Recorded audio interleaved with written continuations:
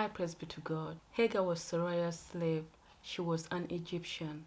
After Hagar and Sarai had a conflict in Genesis chapter 16, Hagar ran away from her mistress. When the angel of the Lord found Hagar in verse 7, notice what he calls her in verse 8. Verse 8 says that, and he said, Hagar, slave of Sarai, where have you come from and where are you going?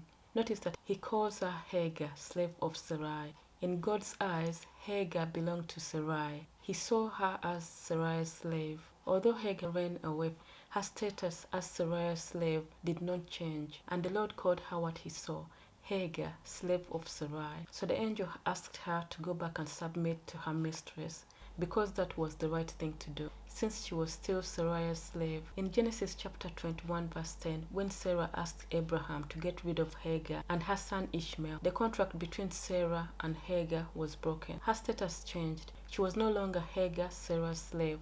She was Hagar. Since her owner said she didn't want her anymore, that broke the contract between the two of them. This time around, Hagar once again left Sarah. After God heard the boy crying in Genesis chapter 21 verse 17, the angel called to Hagar from heaven and said, What is the matter, Hagar? Notice God calls her Hagar and not Hagar, slave of Sarah. God no longer saw her as Sarah's slave, so he called her by her name, Hagar. And this time around, the angel did not ask her to go back and submit to Sarah because she was no longer her slave.